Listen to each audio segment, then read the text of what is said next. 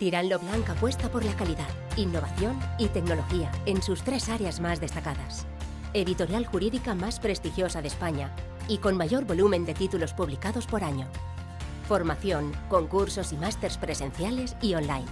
Y Tirán Tech, que recoge todas las herramientas pensadas para satisfacer las necesidades que los profesionales jurídicos y las instituciones públicas y privadas requieren en su día a día, donde la aplicación práctica, la usabilidad, la actualización inmediata y el análisis de datos son los principales motores de su apuesta por la innovación constante en el sector. Descubre todos nuestros productos en tirán.com. Tirán Lo Blanc. Tecnología e innovación jurídica.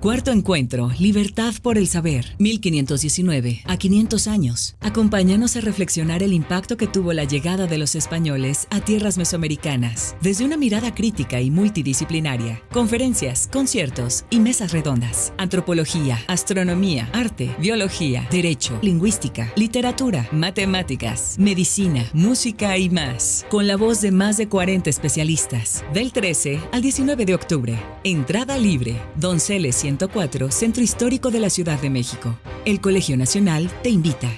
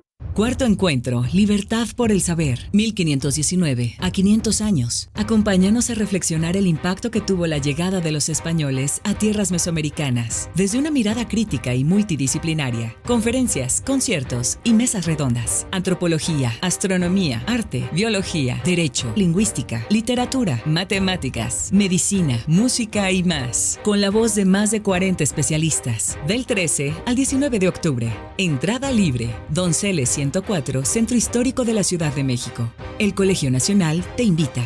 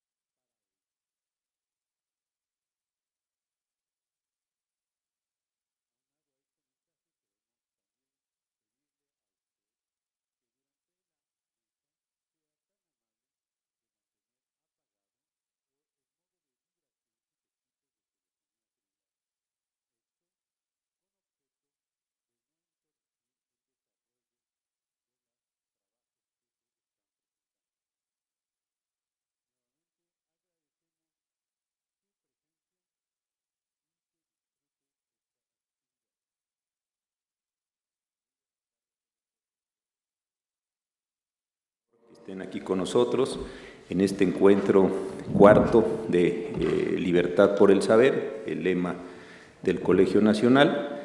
Este año lo hemos querido dedicar al año de 1519 y sus consecuencias, sus efectos, sus tradiciones. Me da mucho gusto que esté con nosotros el doctor Luis Fernando Lara, miembro del Colegio Nacional, muy distinguido académico, miembro también del Colegio de México y una de las personas que organizó muy bien este encuentro. Como ustedes saben, el encuentro tiene dos funciones. Una, tomar un tema específico, tratar de analizarlo en su mayor profundidad, pero también rendirle un homenaje a don Miguel León Portilla, quien tanto hizo por la comprensión del 1519 y sus efectos. Para eso he organizado yo una mesa en la cual tratamos de ver un encuentro entre dos mundos jurídicos, el mundo o los mundos jurídicos que existían en el territorio que hoy es o son los Estados Unidos mexicanos y el mundo jurídico que vino de España desde las islas y generó todo este proceso llamado de la conquista. Lo que hemos querido hacer, el doctor Pablo Mijangos está aquí con nosotros, un muy querido alumno, un muy querido amigo, una persona que estoy seguro le dará muchísima importancia a la historia del derecho en México y en América Latina, es precisamente tratar de entender, así sea parcialmente, en 2 horas y apretadamente, porque de otro modo no podríamos llegar a todo esto, qué había aquí en América, lo que hoy es este continente, qué había en el derecho primordialmente castellano y cómo es que se fue dando esta interacción de órdenes jurídicos que desde luego no es la imposición de un derecho colonial o de un derecho castellano o de un derecho colonizador, sino es una relación mucho más compleja entre dos maneras de ver y de crear el derecho. El doctor Pablo Mijangos y yo hemos querido compartir este par de horas con la doctora Clementina Babcock, que ahora la presentará el doctor Mijangos, muy conocedora de estos temas, y con el doctor Rafael Diego Fernández, también muy conocido en el mundo de la explicación del derecho, para que pudiéramos entrar en estas materias.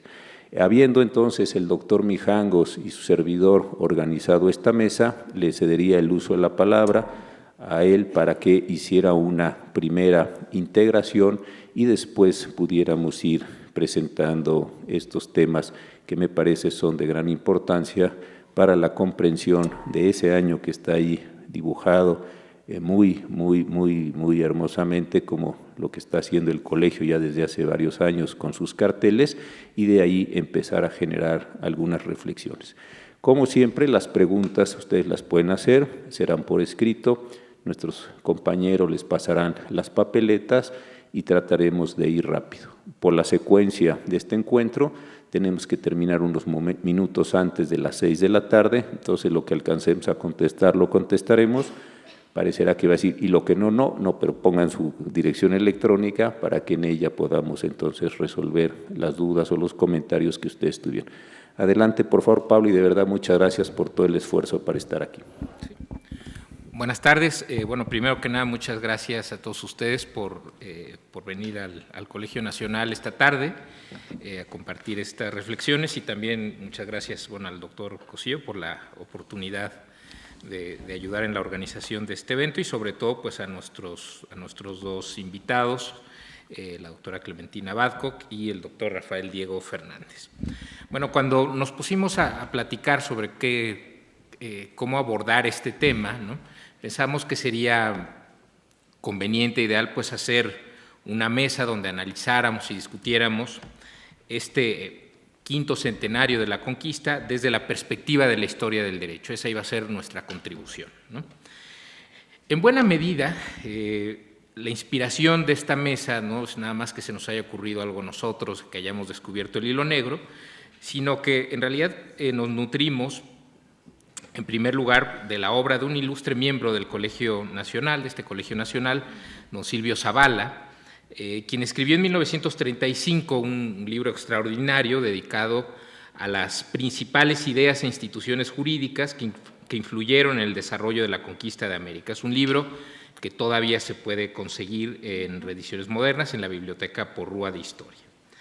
La preocupación central de don Silvio Zavala era que abundaban las relaciones de hechos, las narraciones sobre la épica de la conquista, pero faltaban estudios sobre la arquitectura ideológica e institucional que había servido de referencia tanto a los acontecimientos como a estas grandes narraciones históricas. Don Silvio, que era un gran conocedor de la historia del derecho y un gran abogado, en realidad, pensaba que un examen más atento de las instituciones jurídicas permitiría interpretar los hechos de la conquista conforme a un criterio de mayor precisión histórica. Esta obra de Silvio Zavala sería continuada un poco más adelante por el historiador norteamericano Louis Hank, quien en 1947 escribió otra obra seminal sobre los debates españoles del siglo XVI acerca de los justos títulos de la conquista española, centrada sobre todo en la reinterpretación de la obra de Bartolomé de las Casas, de Fray Bartolomé de las Casas. Desde Zavala y Hanke, desde la década de 1930 y 40 hasta el presente, ha corrido mucha tinta y también se ha complejizado y enriquecido muchísimo nuestra comprensión de la cultura jurídica europea de los siglos XV y XVI, así como del universo prehispánico. Hoy contamos con obras excelentes basadas en fuentes tanto indígenas como españolas e influidas por varias décadas de discusiones sobre la presencia y ausencia de la voz de los vencidos en el relato histórico, un tema que, como ustedes saben, fue central para el recién fallecido maestro Miguel León Portilla. El objetivo de esta mesa, entonces, además de recordar la obra de Zavala y homenajear a don Miguel León Portilla, distinguidos miembros de este colegio, consiste en recuperar algunas discusiones y problemas acerca de este encuentro jurídico de dos mundos, o mejor dicho, como ya lo mencionó el doctor Cosillo, de este difícil encuentro de dos mundos jurídicos durante y después de la conquista española.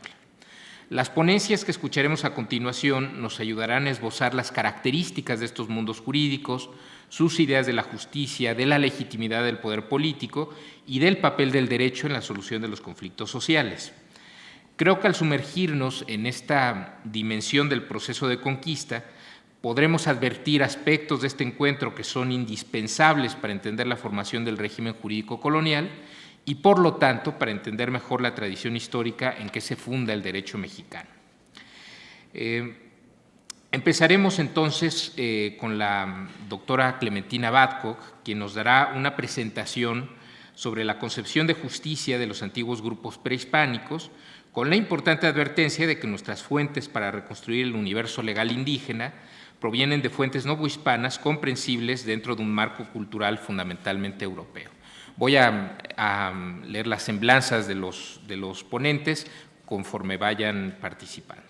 Bueno, Clementina Babcock es doctora en Historia por la UNAM, especialista en estudios sobre las crónicas novohispanas de tradición indígena, novohispana y andina.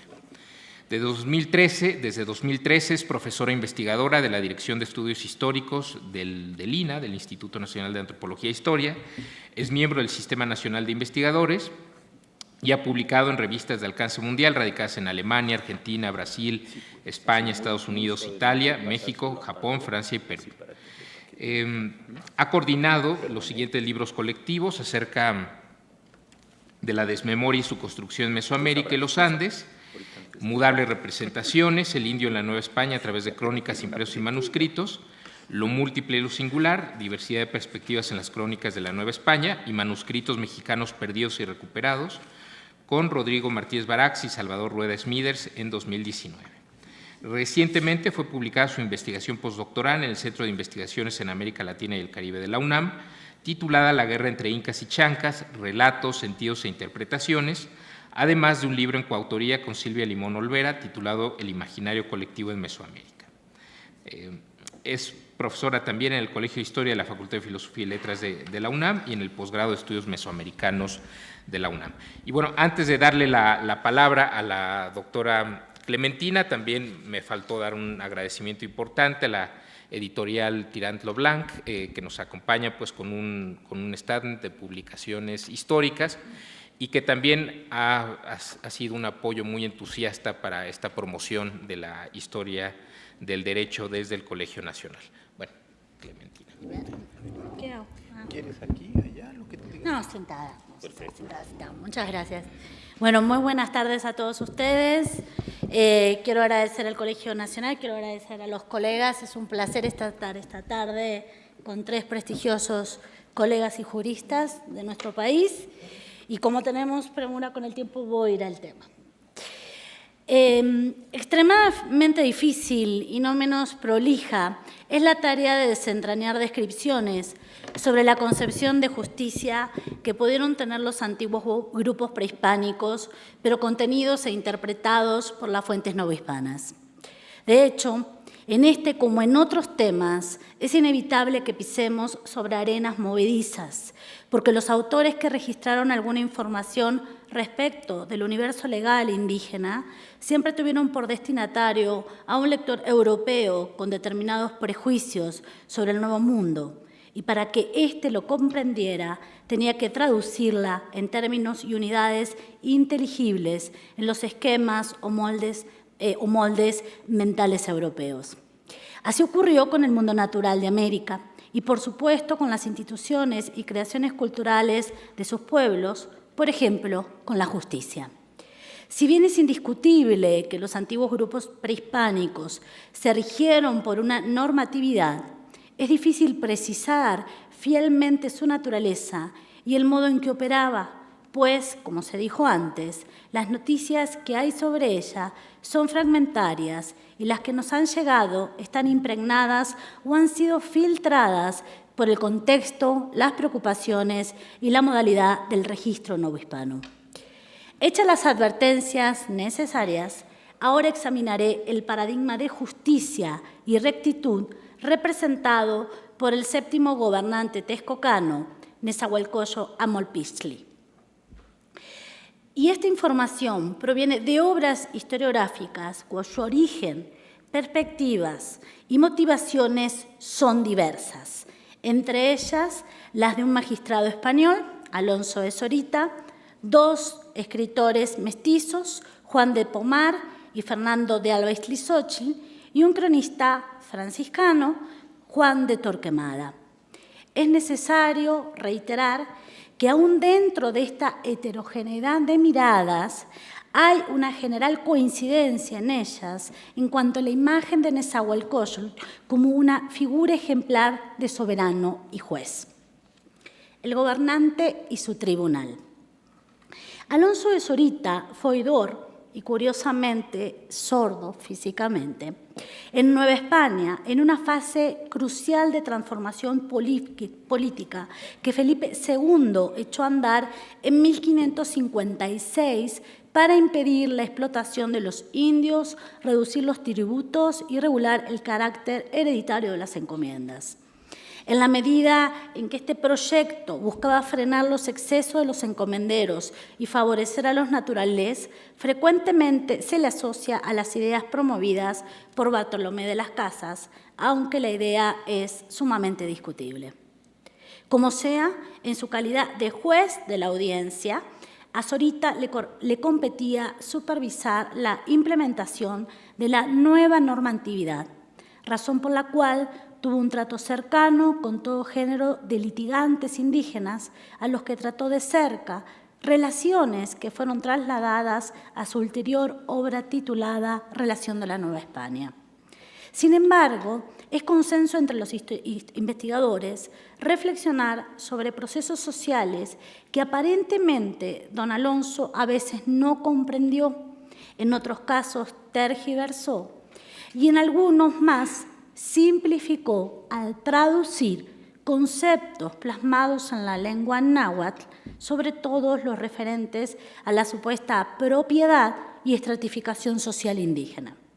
De ahí que su relación deba ser analizada con cautela y con un agudo ojo crítico, no solo por los errores lingüísticos y conceptuales en los que incurrió, sino también a la vista de los posibles intereses particulares e institucionales que guiaron su relato, es decir, su personal posición política social como oficial del rey, contrapuesto a los encomenderos y abiertamente favorable a los proyectos de los frailes franciscanos. En cuanto al espectro de la justicia prehispánica que se forjó en la narrativa del oidor Zorita, son notables sus referencias a las 3 grandes sedes de poder en la Cuenca de México, que por lo menos tenemos noticia, ¿sí?, a partir de la llegada de Cortés y su hueste. Estoy hablando de Tenochtitlan, Tlacopan y Texcoco. Esta última, es decir, Texcoco, era para él, para Zorita, la de mayor peso. Y lo era porque en ella se estableció, concentró e irradió el buen orden y las leyes, una labor cuyo mérito indiscutible correspondía a Nezahualcóyotl. Bajo su gobierno de 42 largos años, hizo gala de un lúcido razonamiento y una gran templanza en su papel de legislador, lo que se le tradujo en el buen regimiento y conservación de su señorío, que era muy grande. La prevalencia del orden y la ley de Texcoco fue también prolongada por su hijo y su sucesor, Nezahualpili. En algo que quizás fuera una proyección ideológica de la estructura legal de la monarquía católica, para Zorita, el gobernante texcocano, ciertamente tenía la última palabra en la resolución de cualquier litigio. Pero, según él, la impartición de justicia ordinaria dependía de un organismo integrado por jueces que deliberaban, oían y atendían las demandas de la gente. Esto hablaría de una suprema magistratura, una especie de real audiencia indígena que desahogaba los casos contenciosos que se suscitaban en la población en general. Respecto de la aplicación de la pena capital, Zorita afirma que era frecuente y que no solo recaía sobre el directamente inculpado, sino que también sobre sus cómplices o encubridores. Y en esto, de acuerdo a sus palabras, había un equilibrio, pues lo mismo podía afectar al estrato superior que a los hombres comunes o Macehualtin. Así refiere que uno de los hijos de Nezahualcóyotl, que osó cometer adulterio con una de las concubinas de su padre, por la magnitud de su falta y a despecho de su elevada condición, se le sentenció a muerte. Nezahualcóyotl en el espejo de príncipes. A esta composición de gobierno texcocano debemos sumar las notas realizadas por el mestizo Juan Bautista Pomar, hijo del español Antonio Pomar y de una hija natural de Nezahualpili, lo que lo vinculó al linaje de los señores de Texcoco. Los intereses de Pomar se orientaron decididamente hacia el estrato nobiliario de este antiguo centro prehispánico. Su relación de Texcoco, escrita en 1582, es una respuesta a los cuestionarios de Felipe II, aquel conjunto informativo que daba cuenta de los recursos e historias de las distintas regiones del imperio y que luego conformarían las célebres y por todos nosotros conocidas relaciones geográficas.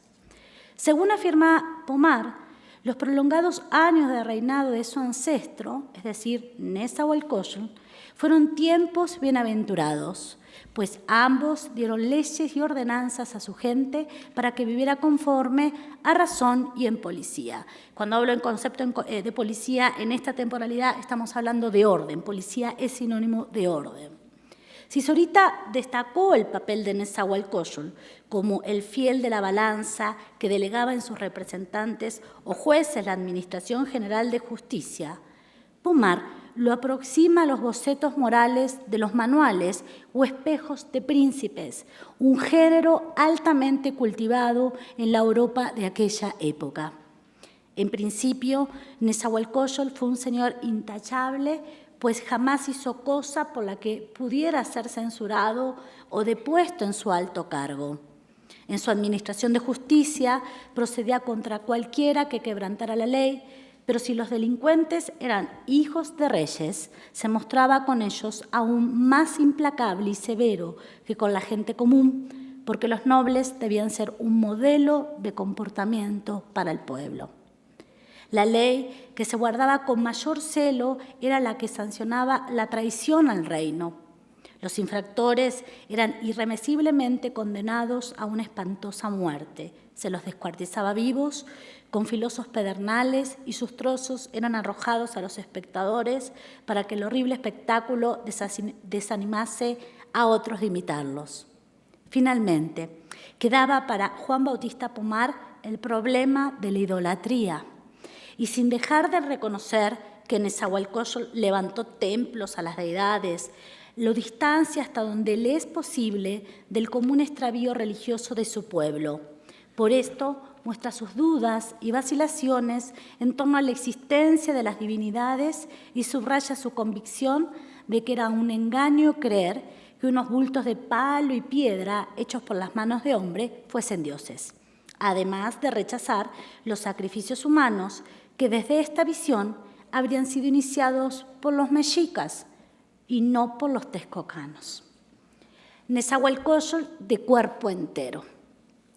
Miembro de la generación que siguió a la de Juan Bautista Pomar, igualmente mestizo y también vinculado a la estirpe real de Texcoco, fue don Fernando de Alba Ixtlilxóchitl. A él se le debe la relación sucinta en forma de memorial de las historias de Nueva España y sus señoríos hasta el ingreso de los españoles. En su lectura no debemos olvidar que uno de sus fines fue el interpretar o traducir la historia indígena para la mirada europea. En la historia de la nación chichimeca, Alba Ixtlilxóchitl se explaya en la figura de su más insigne ancestro, Nezahualcóyotl. En su narrativa novohispana, el antiguo señor de Texcoco se convierte en el gran protagonista de sucesos cruciales del posclásico tardío en la Cuenca de México. Es él, y no el Hueytlatóani Tenochca, Ixcóatl, el mediador y constructor del nuevo orden tras la caída de Azcapotzalco. Para Alba Ixtlilxóchitl, tal manera de proceder frente a la recomposición política de la cuenca reveló su prestancia regia, su nobleza y gran valor, y no tener memoria de hombre tirano con que engrandeció la memoria de sus antepasados. En las páginas de Alba Ixtlilxóchitl, el señor de Texcoco es el civilizador por antonomasia. Para el esplendor material de su señorío, trajo a Texcoco a los mejores artífices. También a su iniciativa se debió la aparición de lugares de recreo como bosques y jardines, dotados de complejas obras hidráulicas. En cuanto a las artes, promovió la elaboración de cantos que para el cronista se equiparaban a profecías que anunciaban el aumento de vicios, como sea. Muy posiblemente este fue el germen de la ulterior fama del señor Acolhua como rey poeta. Un soberano indígena asimilado a la historia de la cristiandad. Otro libro que postula las virtudes del reino de Nezahualcóyotl es el segundo que integra la monarquía indiana del cronista franciscano Juan de Torquemada, publicado el texto en 1615. Torquemada entretejió los mitos, las creencias, las prácticas y las historias que articularon el pasado del mundo texcocano con el del resto de los pueblos de la cuenca. Y me voy a hacer un pequeño paréntesis. La única y mejor edición que tenemos de Fray Juan de Torquemada es precisamente los 10 años o más que se tomó el doctor León Portilla y todo su equipo de trabajo, publicado en la década de los 70 del siglo pasado, ¿sí?, por la Universidad Nacional Autónoma de México y por el Instituto de Investigaciones Históricas. En la urdimbre histórica de Torquemada no solo hay recuperación fáctica o memoria colectiva, sino también, y muy notoriamente, una construcción a partir de la versión providencialista de la historia que le es propia. De ahí que el autor crea encontrar en el pueblo texcocano y en su principal gobernante héroe, Nezahualcóyotl, a los virtuosos heraldos del advenimiento evangélico, a pesar que ni unos ni los otros habían escuchado jamás la palabra divina. De esta suerte, Nezahualcóyotl se convirtió en alguna de las crónicas novohispanas, en el depositario o receptáculo de todas las cualidades de un modélico príncipe cristiano. Sin duda, en este gran lienzo del gobernante texcocano, mucho pudo influir la visión de Juan Bautista Pomar a quien Torquemada conoció perfectamente y cuya relación de Texcoco utilizó. Por otra parte, acaso para conferirle claridad ante sus lectores europeos, Nezahualcóyotl es continuamente equiparado con personajes de la historia clásica o de la Biblia, especialmente del Antiguo Testamento. Así, la gente no podía mirarlo cara a cara, como a los reyes babilónicos. Su inclinación por la música y la composición eran paralelos a los del emperador Nerón, y hasta su único pecado fue urdir la muerte de un marido para quedarse con su esposa, que encuentra reflejo en la acción del rey David contra Urías para apoderarse de su mujer y bella Betsabé. La efigie del legítimo señor de Texcoco tiene en el relato su contrapartida o némesis, al cual yo quiero mucho y lo he trabajado. Como siempre, a mí me gustan los malos de la historia.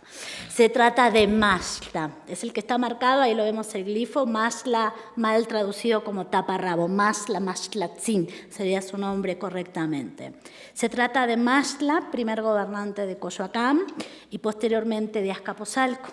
Los rasgos distintivos de este mal príncipe son la ilegitimidad, la cobardía, la traición, la injusticia, la inmoralidad y, caso muy grave en un gobernante, la ineptitud para establecer alianzas con otros centros. Juntos, héroe y antihéroe sirven a Torquemada en una doble vertiente. Primero, como un binomio dicotómico para conducir al lector por los vericuetos y dificultades del gobierno de los centros de la Cuenca de México, por ejemplo, el problema sucesorio y la fragilidad de las hegemonías de las ciudades en el periodo posclásico. Y, en el otro extremo, dentro de la estrategia narrativa, tal equiparación de los contrarios puede ser también una proyección del esquema agustiniano de la historia, es decir, la dramática lucha cósmica entre el bien y el mal, que deberá concluir con el triunfo definitivo del primero. Notas finales. Para terminar esta reflexión, vale la pena recapitular aquí ciertos matices.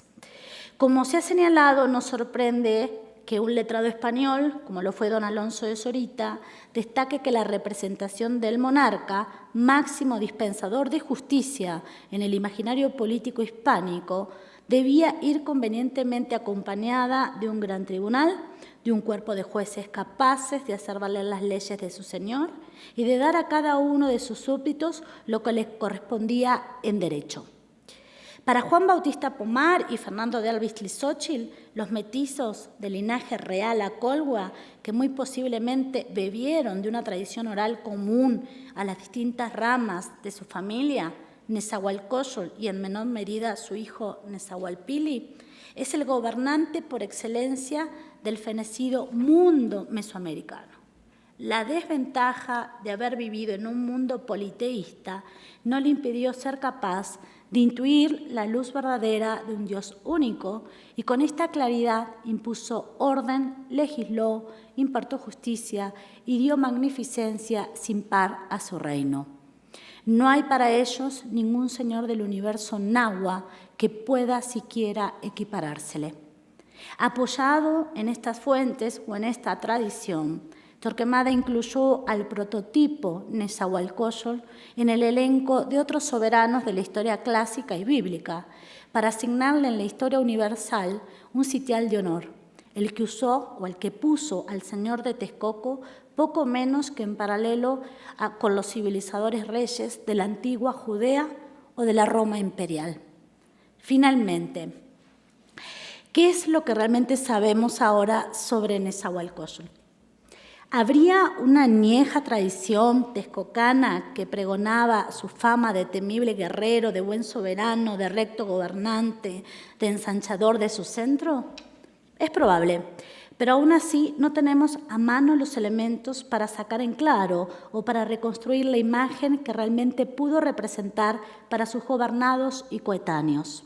Por lo pronto, lo que nos queda es aferrarnos al producto de la labor acumulativa de las crónicas virreinales, que, por los intereses o el contexto en el que vivieron sus autores, solo nos entregan una diluida semblanza indígena extrañamente revestida con las indumentarias, arreos e insignias de un soberano renacentista del mundo cristiano. ¿Acaso el único añadido relativamente nuevo a este curioso atuendo sea la insistencia moderna en su carácter de rey poeta? Muchísimas gracias.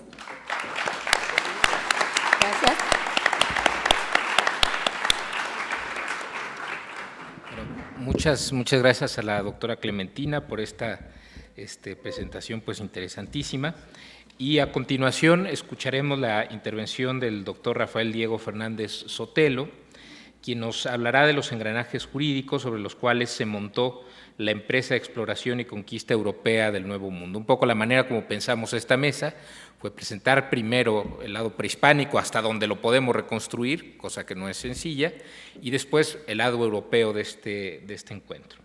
El trabajo del doctor Rafael Diego nos mostrará las múltiples raíces del universo normativo que enmarcó esta gran empresa europea y nos ayudará a entender los instrumentos mediante los cuales se abordaron los primeros conflictos suscitados por la inherente violencia de la conquista.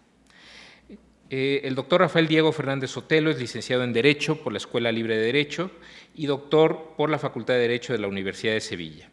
Ha sido profesor investigador del Centro de Estudios Históricos del Colegio de Michoacán desde 1983, institución de la cual fue presidente entre 2003 y 2009.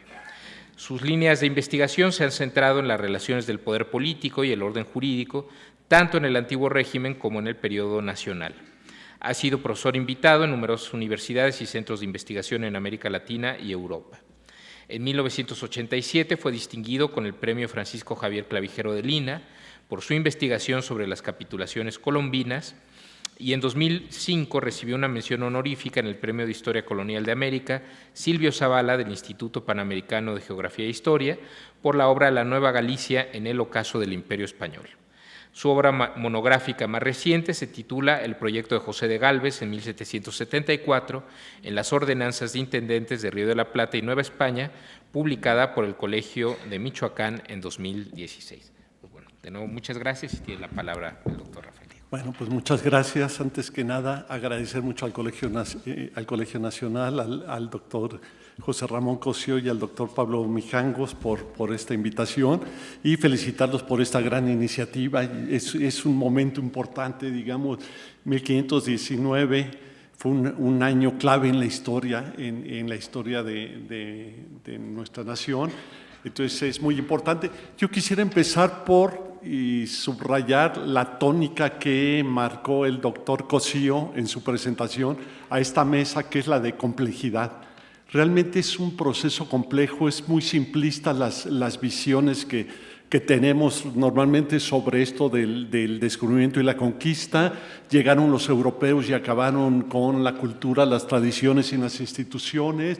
Fue un año nefasto, 1519, y realmente hay mucha complejidad tras de eso y lo que tenemos que hacer es entender toda esa complejidad. La forma de entenderlo, lo primero que señalaría es que ni la cultura, las tradiciones e instituciones europeas llegaron y se impusieron simple, lisa y llanamente, ni las culturas, tradiciones e instituciones prehispánicas desaparecieron simplemente por la presencia de los europeos. Fue un proceso muy complejo que se llevó 300 años y que en distintas zonas y en distintos tiempos reaccionó y evolucionó de forma muy distinta. No podemos sacar conclusiones absolutas de que la conquista fue esto o fue aquello. Tenemos que hacer estudios de casos, centrarnos y estudiar en particular.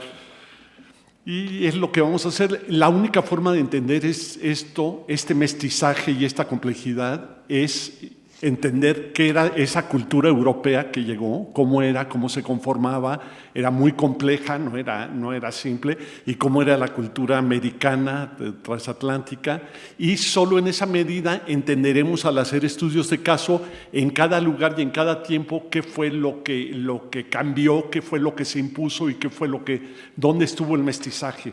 Entonces yo voy a empezar hablando de De la conquista, pues es 1519, es lo que estamos conmemorando el quinto centenario. Y un tema importante es esta mesa es desde el punto de vista jurídico, el análisis. Y desde el punto de vista jurídico hay un momento clave en que podemos hablar de la conquista de la Nueva España por Cortés.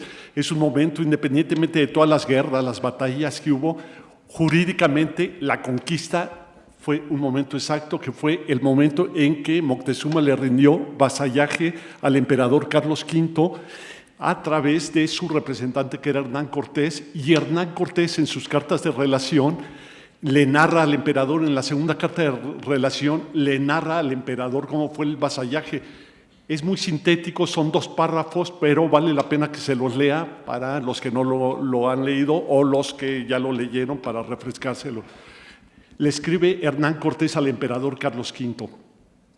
Dice, pasados algunos pocos días después de la prisión de este Cacamatzin, el dicho Moctezuma hizo llamamiento y congregación de todos los señores de las ciudades y tierras allí comarcanas, y juntos me envió a decir que subiese a donde él estaba con ellos, y llegado yo les habló de esta manera. Es Moctezuma el que está hablando en la versión de Hernán Cortés. Estas son sus palabras. Hermanos y amigos míos, ya sabéis que de mucho tiempo acá vosotros y vuestros padres y abuelos habéis sido y sois súbditos y vasallos de mis antecesores y míos. Y siempre de ellos habéis sido muy bien tratados y honrados, y vosotros asimismo habéis hecho lo que buenos y leales vasallos son obligados a sus naturales señores. Y también creo que de vuestros antecesores tenéis memoria cómo nosotros no somos naturales de esta tierra y que vinieron a ella de muy lejos tierra y los trajo un señor que en ella los dejó, cuyos vasallos todos eran, el cual volvió dende a mucho tiempo y halló a nuestros abuelos, estaban ya poblados y asentados en estas tierras y casados con las mujeres de esta tierra, y tenían mucha multiplicación de hijos, por manera que no quisieron volverse con él, ni menos lo quisieron recibir por señor de la tierra, y se volvió y dejó dicho que tornaría o enviaría con tal poder que los pudiese constreñir y atraer a sus servicios. Todos sabemos el mito de Quetzalcóatl, ¿no? que estaba presente en todas las culturas americanas.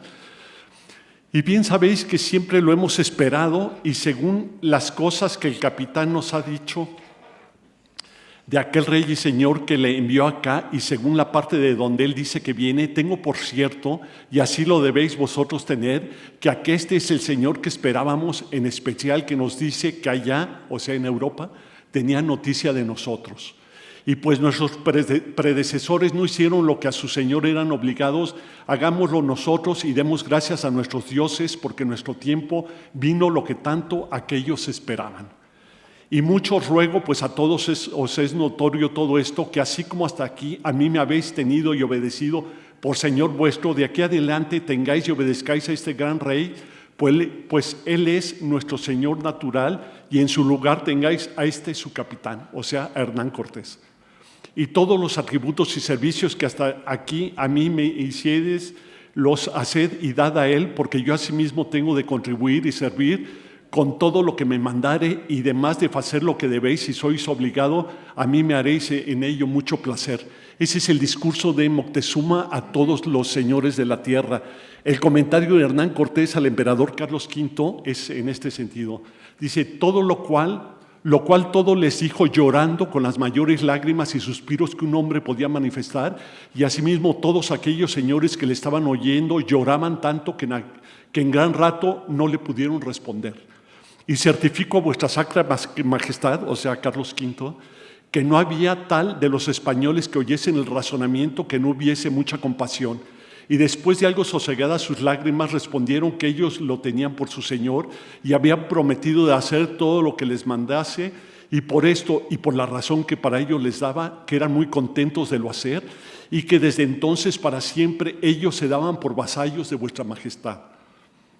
Y desde allí todos juntos y cada uno por sí prometían y prometieron de hacer y cumplir todo aquello que con el real nombre de vuestra majestad les fuese mandado, como buenos y leales vasallos lo deben hacer, y de acudir con todos los tributos y servicios que antes al dicho Moctezuma hacían y eran obligados, y con todo lo demás que les fuese mandado en nombre de vuestra Alteza, lo cual todo pasó ante un escribano público y lo asentó por auto en forma, y yo lo pedí así por testimonio en presencia de muchos españoles. Este es el momento clave, este es el momento en que se da la conquista desde el punto de vista jurídico. ¿Y por qué era tan relevante que se diera este vasallaje voluntario de Moctezuma al emperador Carlos V? Simplemente porque a partir de ese vasallaje todos quedaban como vasallos. Entonces, antes no les podían hacer guerras, ni ocupar sus tierras, ni quitarles sus bienes, porque eran vasallos libres, tenían sus propios reyes, su propio orden jurídico y político, y eran muy respetables. No podían llegar los europeos, por toda la tradición que tenían desde tiempos de los romanos, no podían llegar y ocupar tierras que ya estaban ocupadas con sus propias autoridades. Pero si estas autoridades rendían vasallaje al emperador Carlos V, bueno, en ese momento se convertían en vasallos del emperador, y cualquier levantamiento y cualquier resistencia que hicieran contra los españoles, entonces ya justificaba las guerras justas que eran de la tradición desde los griegos y los romanos. No se podía hacer una guerra injusta. La guerra injusta tenía una serie de consecuencias por los demás pueblos juzgadas.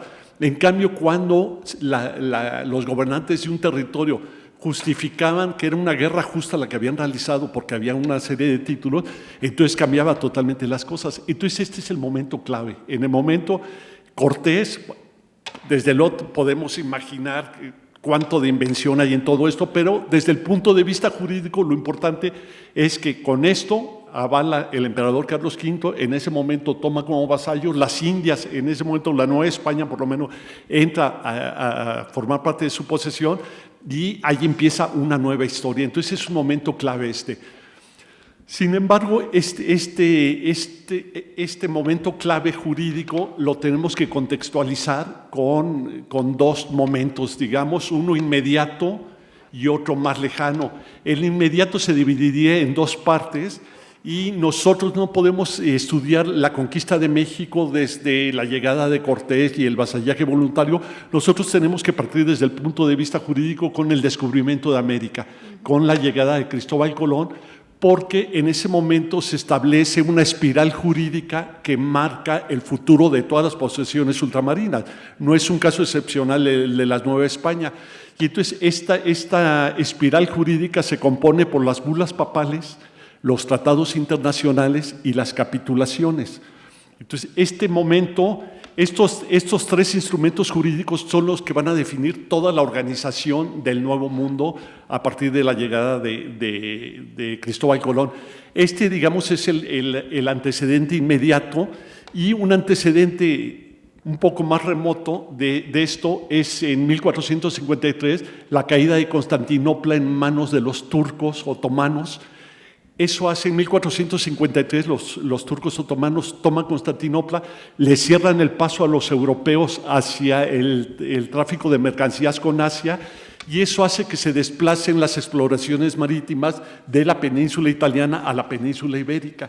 Y entonces empieza una carrera, ya no entre genoveses y venecianos, que eran los que dominaban el tráfico comercial por el Mediterráneo, sino empieza la carrera por el Atlántico, y las dos nuevas coronas por la posesión geográfica son España y Portugal. Entonces, en 1553 empieza la expansión de Portugal por el Atlántico, y la única forma de rodear y llegar a Asia y restablecer ese tráfico comercial que había venido de largo en Europa es bordeando la costa africana. En ese momento, Portugal lo que hace es acudir al Papa para solicitarle una serie de bulas que lo protegieran de su rival, que era la corona castellana. El Papa le concede estas bulas, dándole la exclusiva de la evangelización en toda esta zona, y lo que hace Portugal es establecer convenios internacionales con la corona castellana para que aceptara estas bulas y no hubiera interferencias. Una vez ya con estas bulas y tratados, celebran contratos con los descubridores particulares que son las capitulaciones, para que puedan hacer la exploración. Entonces esto empieza con los portugueses acaparan todo el tráfico por el Atlántico, hasta que Cristóbal Colón en 1485 le plantea a los reyes la posibilidad de cruzar el mar Océano y, siguiendo la ruta del Sol, llegar al Asia por esa ruta. Lo que pasaba es que todos sabían, absolutamente todos los asesores de los reyes, que era imposible, navegando desde la costa de España y de Portugal, llegar hasta Catay y Zipango, que era China y Japón. Eso era imposible realizarlo con los medios de la época. Entonces, por eso en 1485 empieza la negociación de Cristóbal Colón, y hasta 1492, cuando logran la expulsión de los moros de Granada, los reyes católicos aceptan la negociación, porque tenían perdida toda la carrera hacia Asia, tenía toda, por los tratados internacionales y las bulas papales, España tenía prohibido acceder a las costas africanas. La única posibilidad era la de Colón. Colón lo logra y cruza el Atlántico, y bueno, él muere en 1506 en Valladolid, insistiendo en que él llegó ya a Catay y a Zipango, y no es hasta 1507 en la Academia de Saint-Dié en Francia, donde un grupo de geógrafos están haciendo los mapas de lo nuevamente descubierto y conquistado, y reciben una carta describiendo toda la costa atlántica de lo que se ha descubierto, tanto por portugueses y españoles, y a la hora de ponerle nombre, la carta la enviaba Américo Vespucio, el navegante italiano, y a la hora de ponerle nombre a ese nuevo pedazo de tierra, pensaron en ponerle Américo por Américo, pero como las otras tres grandes regiones de la tierra eran en femenino, Europa, Asia y África, entonces deciden ponerle América para que no desentone, digamos. Entonces, este es el momento. En 1507 es cuando en realidad, y Edmundo Gorman trabajó muy bien esto, la invención de América, o sea, no se descubrió América, se descubrió un continente que ignoraban, y todo este proceso intelectual y cultural de los europeos fue asimilar ese nuevo pedazo. Primero distinguir que no era el Catay y Zipango de Cristóbal Colón, y luego ya darle una identidad y darle una entidad, digamos. Entonces, esta es la primera parte de la historia. Tenemos que contextualizar lo hecho por Hernán Cortés, digamos, dentro de este contexto primero de Colón, de cómo Colón tiene estos títulos jurídicos, y Hernán Cortés sigue dentro de esta trayectoria. Es importante señalar, porque estamos hablando de la corona de Castilla, ¿por qué el derecho castellano es el que pasa y qué es el derecho castellano? ¿Por qué es el que pasa a América y por qué hablamos que el derecho castellano fue el que se impuso y por qué no el derecho español? ¿Por qué no decimos el derecho español o el derecho europeo? En realidad, en ese momento no podemos hablar todavía de España. En el momento del descubrimiento de América, en 1492, la península ibérica estaba dividida por tres coronas: la corona portuguesa, la corona castellana y la de Aragón. Entonces, es Castilla, concretamente, la que va a apoyar a Cristóbal Colón. Cristóbal Colón, por eso es el derecho castellano. Pero, ¿qué sería el derecho castellano? ¿Qué podemos hablar del derecho castellano? La fuente de ese derecho castellano se escribió a mediados del siglo XIII con Alfonso X el Sabio, las 7 partidas de Alfonso X el Sabio. Es una gran enciclopedia jurídica, las 7 partidas de todo el derecho europeo, del jus comune, y se sintetizó y se escribió en lengua romance en 1250, es en esa década que se escribe las 7 partidas. Es un texto tan importante que no solo estuvo vigente durante toda la época colonial, sino que a lo largo del siglo XIX lo vemos en despachos de abogados y en las bibliotecas de nuestros colegas. Estoy seguro que siguen teniendo la edición de las 7 partidas, siguen consultando las 7 partidas porque era la obra fundamental. Entonces, del derecho castellano podemos decir que la obra capital es las 7 partidas, y a partir de eso se empieza a extender para toda América. También tendríamos que hablar del jus comune, que, como saben, en el siglo XII y XIII se empieza a rescatar en Bolonia, en Italia, el viejo derecho romano. Se empieza a traducir del árabe, se empieza a traducir a las lenguas europeas, y entonces con las pandectas y otras obras de esta índole empiezan a rescatar ese derecho romano. Entonces el derecho castellano no es un derecho tan independiente, digamos, de los demás derechos europeos, sobre todo que es este derecho común el que pasa al Nuevo Mundo y el que va a estar acá. Otro antecedente que es muy importante tener presente en todo este movimiento de expansión, nosotros pensamos en el descubrimiento de América como en el principio de una nueva era, y en Europa se establece ese momento, el inicio de la Edad Moderna, ¿no? Con el descubrimiento de América. Desde otro punto de vista, la verdad es que marca el fin de una era, de toda la era medieval, de la Baja Edad Media, el descubrimiento de América, y Cristóbal Colón encaja mucho más en todo ese proceso que empieza en el siglo X en Europa, en Francia, con la fundación de la Orden de Cluny. Esta orden se expande rápidamente por Europa. Varios de los monjes de Cluny llegan a ser papas, son los que predican las cruzadas, y las cruzadas son el movimiento europeo de expansión para llegar a otros pueblos, entrar en contacto con otras sociedades, y Cristóbal Colón más bien necesitamos contextualizarlo dentro de este movimiento, pertenece mucho más, a diferencia de Hernán Cortés. Hernán Cortés ya es un personaje del Renacimiento, ya lo podemos asociar mucho más con Maquiavelo y con otros personajes de esta época. Entonces vemos siempre el descubrimiento de América como el inicio de la nueva era, pero es el inicio de la nueva era justo porque es el final Cristóbal Colón más bien marca el final de esa etapa. Él sigue creyendo en los privilegios que venían de la Edad Media, la forma en que organiza su empresa, la capitulación misma, las bulas papales, los tratados internacionales. Todo esto habla de una época que ya acabó, pero en estos viejos moldes se crea y le dan entrada a una nueva era, que es con el descubrimiento de América, efectivamente.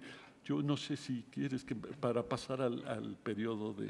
No, o si quieres, si necesitas más tiempo. Sí, no, si quieres, sí, empezamos con ¿Sí? una… Bueno, muchas gracias al doctor Rafael Diego.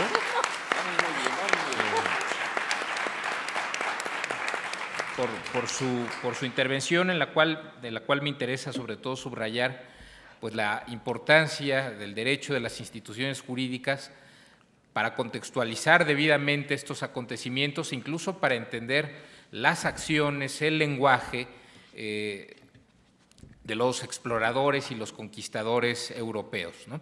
A veces parecería que el derecho es una cosa que está inexistente, pero al revés, está completamente presente en este momento, condicionando, marcando las acciones de estos personajes. Y claro, para nosotros el reto desde el presente es tratar de leer estas acciones en su propio contexto, cosa que muchas veces no es sencilla. Bueno, finalmente, la tercera participación corre a cargo pues, del ministro en retiro, el doctor José Ramón Cossío, pues, quien nos propondrá un diálogo con la obra de Silvio Zavala y lo que nos sigue diciendo a más de 80 años de su primera edición. El doctor José Ramón Cossío Díaz es doctor en Derecho por la Universidad Complutense de Madrid, miembro del Colegio Nacional e investigador del Colegio de México. Fue ministro de la Suprema Corte de Justicia de la Nación entre 2003 y 2018. Su formación profesional se ha dividido entre la docencia, la investigación y el servicio público, y su principal vertiente de investigación es el derecho constitucional, aunque también ha incursionado en otras ramas del derecho. Es columnista regular de los periódicos El Universal y El País y ha escrito 25 libros. Los más recientes llevan por título La Justicia Prometida, El Poder Judicial de la Federación de 1900 a 1910, publicado por el Fondo de Cultura Económica en 2014, Bosquejos Constitucionales 2, publicado por la editorial Porrúa, El Sistema de Justicia, Trayectorias y Descolocaciones, publicado por el Fondo de Cultura Económica en 2018. Ha sido reconocido con varios premios importantes, entre los que destacan el Nacional de Investigación 1998, en el área de Ciencias Sociales, el Nacional de Ciencias y Artes 2009, en el campo de Historia, Ciencias Sociales y Filosofía, el Nacional de Comunicación José Pagés Yergo 2010, por su labor en los ámbitos de justicia y Estado de Derecho, y el Nacional Malinali 2011 para la promoción de las artes, los derechos humanos y la diversidad cultural. Pues, ministro. Muchas gracias. Muy buenas tardes tengan todos ustedes. Muchas gracias a Pablo Mijangos por esta presentación. Quisiera yo empezar diciendo que este encuentro Libertad por el Saber, me imagino que a ustedes les resulta muy interesante y a los que estamos en el colegio también, porque no necesariamente conocemos todo o ni siquiera algo de los temas que son materia de este encuentro. Hace algunos años se hizo un encuentro que se llamaba Pensar la Muerte, bastante ordenado por Eduardo Matos Moctezuma, y se nos planteó que cada uno de nosotros en nuestra especialidad habláramos de esto que era la muerte. Yo tuve aquí una magnífica mesa donde diferenciamos entre la muerte médica y la muerte jurídica, que son dos cosas distintas, sus implicaciones, sus diferencias y los problemas que se generaban. El año pasado, el doctor Lara me invitó a hablar fue el año de las revoluciones, me invitó a hablar de Martín Lutero y sus revoluciones religiosa y adicionalmente jurídica, y la verdad es que tuve que leer muchísimo, aprendí muchísimo y la pasé muy bien leyendo esas cuestiones. Y en este año, para no quedarme atrás respecto a mis compañeros, en el encuentro de 1519, pensaba yo, ¿de qué voy a hablar si yo no soy un conocedor como los maestros, y ustedes lo han quedado muy claro, sobre estos periodos históricos, ni tampoco soy un historiador profesional como es Pablo Mijangos? Se me ocurrió entonces traer a cuento un libro que hace varios años me impresionó muchísimo, y es un libro que se llama Los intereses particulares en la conquista de la Nueva España, un libro que en 1933 se publicó, fue la tesis de doctorado en la Universidad Central de Madrid, por don Silvio Zavala, miembro del Colegio Nacional.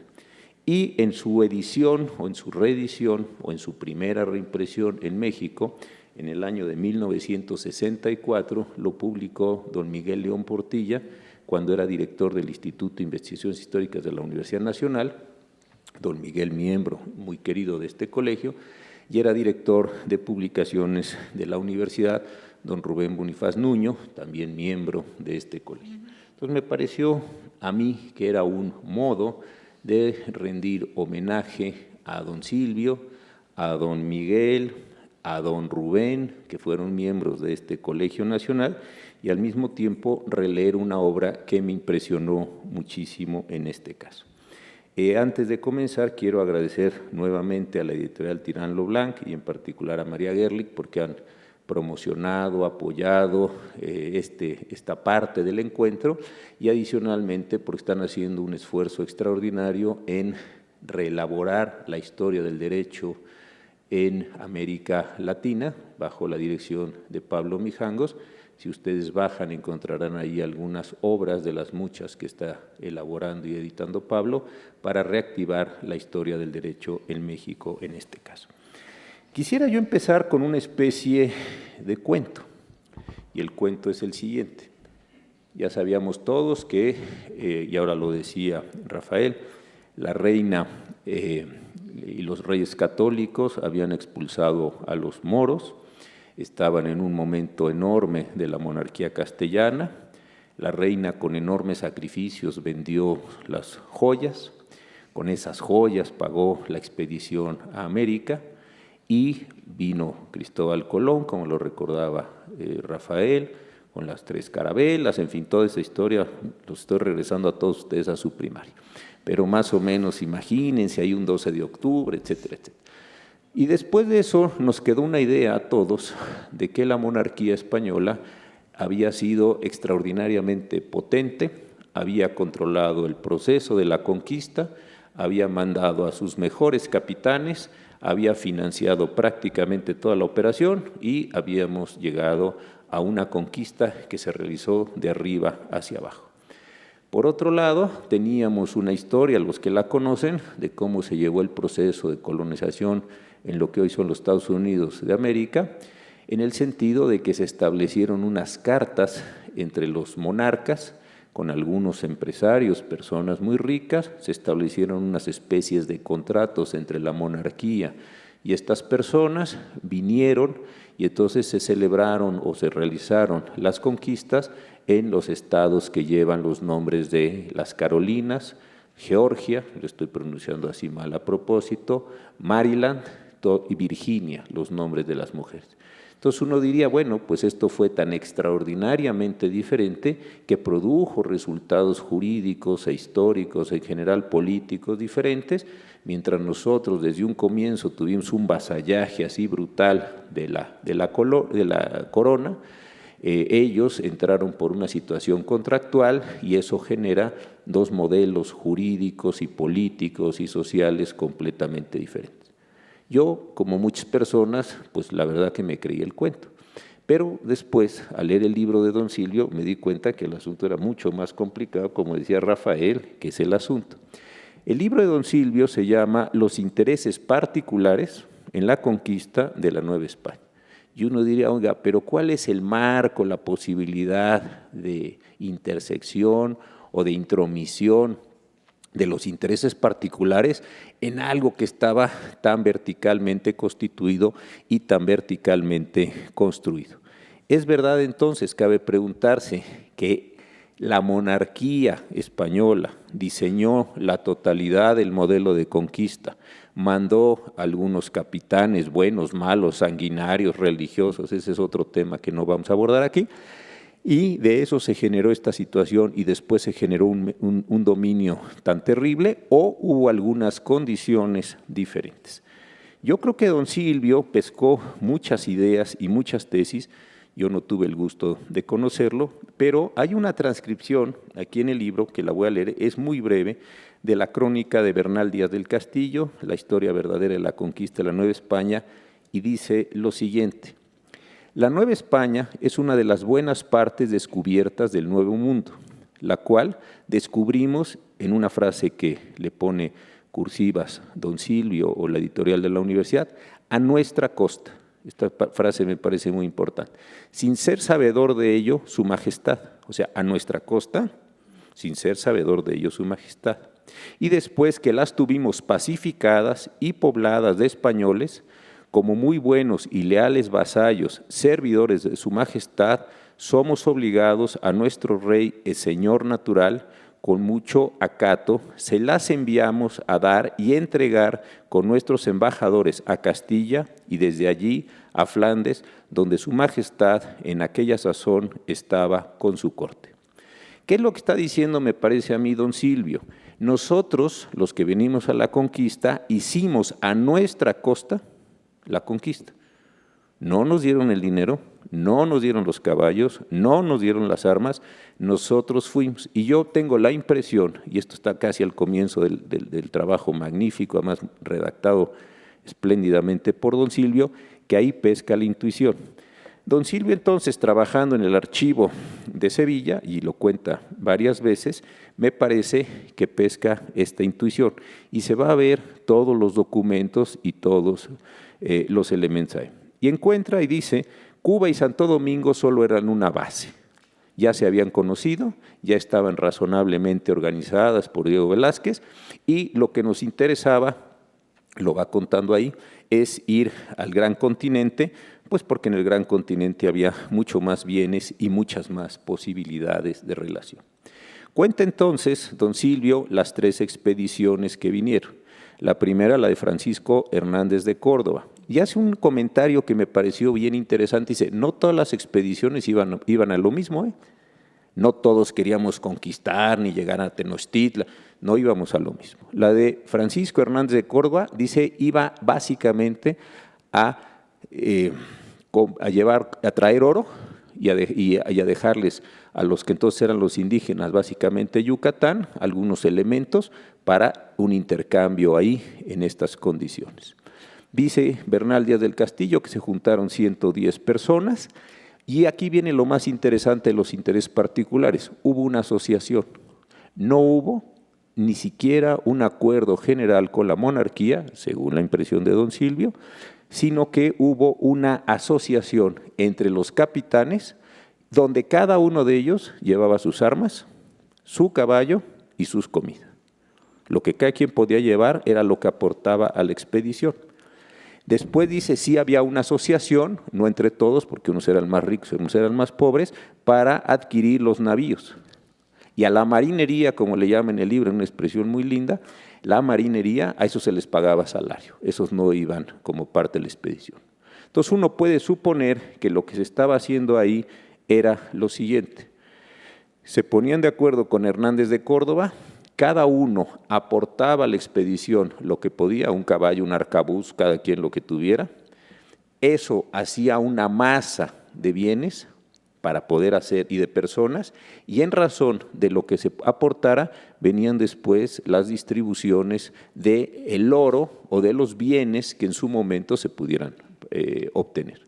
Se regresaba, vamos a suponer que la expedición fuera exitosa, y no lo fue, al decir tú cuánto pusiste, pues un 5%, un 10%, bueno, muy bien, entonces de los bienes se te paga en función de lo que a los marineros se les paga sueldo, y los barcos entre todos los vamos pagando. Había esta idea de que, y aquí es donde interviene la monarquía, se le daba un quinto, una quinta parte a la corona, se daba un diezmo de la iglesia y después se repartía, insisto, los bienes. Esto me pareció a mí de verdad fascinante porque me rompió una idea que yo tenía, otra vez esta idea vertical, que supongo que algunos de ustedes que pusieron atención, como yo en las clases de primaria, teníamos la idea de esto que había ahí. La expedición salió fatal y todos perdieron dinero. Aquello no tuvo mucho éxito. Segunda expedición, la de Juan de Grijalva. Don Silvio hace una remisión a la de Francisco Hernández de Córdoba y se parecieron mucho en este caso, pero sí había una diferencia importante, y la diferencia es que mientras la primera era para obtener oro de Yucatán, llevarlo a Cuba, de ahí mandarlo a las Indias y obtener riqueza, la segunda sí tenía un carácter más poblacional, quería poblar en este mismo sentido. Aquí hay navíos, más un número mayor de navíos, y esta aportación, ahí la dejo. Y llegamos a 1519, a la expedición, la tercera, de Hernán Cortés. Aquí, bajo el pretexto de rescatar a Grijalva, que andaba allí perdido en estos casos, y de poblar en estas condiciones, se hace una expedición grandísima. Aquí Diego Velázquez pone una cantidad importante de navíos, una cantidad muy importante de dinero, se juntan finalmente esos 10 navíos y hay una gran inversión donde cada uno de los participantes vuelve a aportar lo que tenía que aportar para una expedición como la que estamos hablando en estos casos. Aquí, y lo decía Rafael, hay unas condiciones jurídicas un poco más determinadas, pero a partir de ahí sí hay un elemento central que son las instrucciones que redacta el propio Diego Velázquez para efectos de la organización. Y lo que me pareció más interesante del libro de don Silvio es el capítulo 11. El capítulo 11 se llama, fíjense ustedes, el reparto estable, resabios de la organización privada, nuevos elementos y nuevos problemas. Y aquí lo que me resultó muy interesante, que otra vez no es esta idea centralista de un poder monárquico que todo lo sabe, que todo lo entiende, que todo lo prevé, que ya tiene organizada la política, el derecho, la sociedad, las relaciones, sino que, y que a partir de eso configura el nuevo mundo, a partir de eso configura las relaciones, sino que lo que don Silvio me pareció más interesante el libro, además de todas estas peculiaridades, era la forma en la que dice la conquista, ya como ocupación territorial, lo voy a decir así, tiene muchísimo que ver con las condiciones particulares, porque había acuerdos también particulares en la forma de distribución. Si usted aportó mucho a la expedición, pues usted recibirá mucho en términos de tierras de indios, de esclavos, de minas, de lo que fuera. Si usted aportó poco, pues recibirá poco. Entonces dice un pie de organización política y jurídica de las Indias dependió mucho de esos arreglos prácticamente contractuales que se dieron en la propia conquista. Y entonces aquí sí me parece que la idea que teníamos otra vez de que todo se generó, se pensó desde cualquiera de Flandes, como decía ahí, o después de las condiciones del Escorial, en fin, toda la mitología, me parece que hay que introducir una enorme cantidad de matices porque las cosas no fueron tan así. Los que aportaron mucho, insisto en esto, recibieron mucho, los que aportaron poco, recibieron poco, y ese fue, digamos, sobre todo por las encomiendas, unas formas de distribuciones jurídicas y políticas, y me parece muy interesante.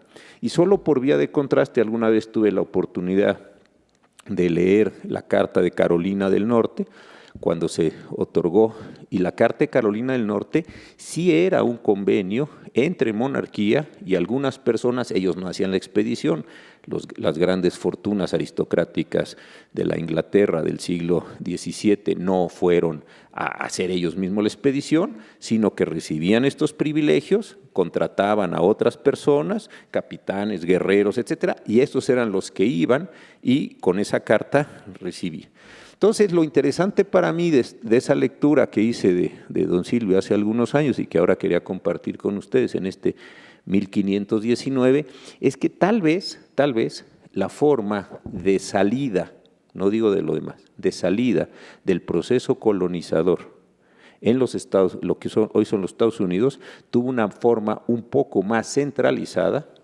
Tal vez, es una hipótesis, yo no soy historiador profesional, tiene una forma más centralizada con las cartas en los estados de lo que hoy es la franja este del territorio de los Estados Unidos, que la condición que se está presentando en México.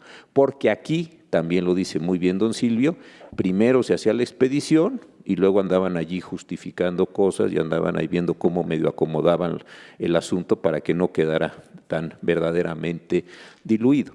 Entonces creo que vale la pena, como lo decía también Rafael y Clementina, ser un poco más sofisticados, un poco más atentos a las lecturas, no creernos simplemente esto de que cayó todo así, voy a usar una expresión gráfica, de sopetón y de siempre y para siempre, sino que hubo muchos acuerdos, muchos arreglos, muchas posibilidades, muchas tensiones, quisiera usar esta expresión, en las formas que se dio. Y parte de ese arranque descentralizado, de esa forma difícil de combinación, tal vez tiene que ver con lo que don Silvio le llamó muy bien, los intereses particulares en la manera en que se llevó a cabo la conquista. Muchas gracias.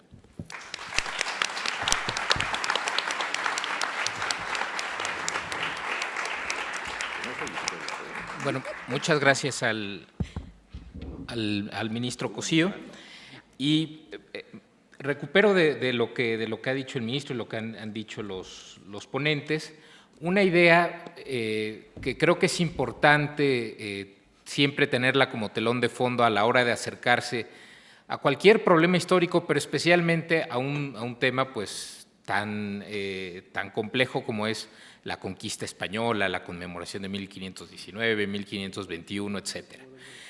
Muchas veces corremos el riesgo de que cuando nos acercamos al pasado lo hacemos desde las categorías, desde el conocimiento del presente, ¿no? Y entonces lo que hacemos es pensar pues la invasión, la ocupación castellana de América, pensando básicamente en la invasión del Estado español contra el Estado mexicano, ¿no? Y pues nos rasgamos las vestiduras inmediatamente, ya pensamos que estamos en una mezcla de mundial y guerra internacional, ¿no?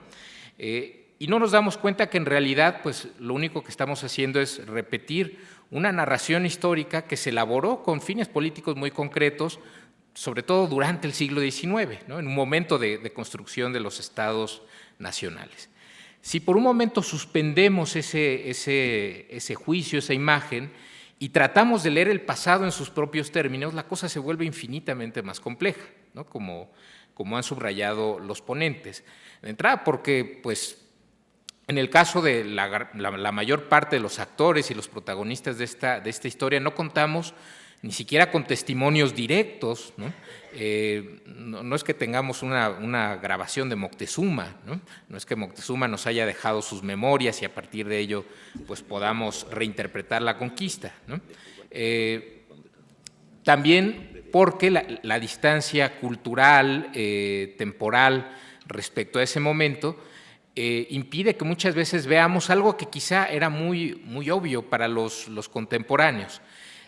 Por ejemplo, el doctor Rafael Diego nos leía un trozo, ¿no? de las cartas de relación de Hernán Cortés, Y yo les apuesto, yo aún habiendo estudiado historia, muy probablemente no hubiera percibido, ¿no?, la importancia de ese párrafo dentro de las cartas de relación si no tuviera un conocimiento previo, ¿no?, de cómo funcionaba esa estructura jurídica dentro de la cual, o de esa cultura jurídica dentro de la cual estaba escribiendo Hernán Cortés, ¿no? Y para sus contemporáneos, claro que eso era central, ¿no?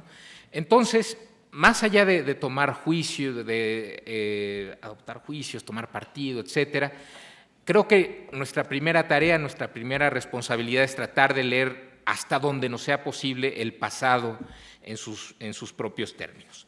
Bueno, dicho esto, como contexto y creo que lección principal, ¿no?, tengo algunas preguntas para los ponentes, ¿no?, una primera ronda.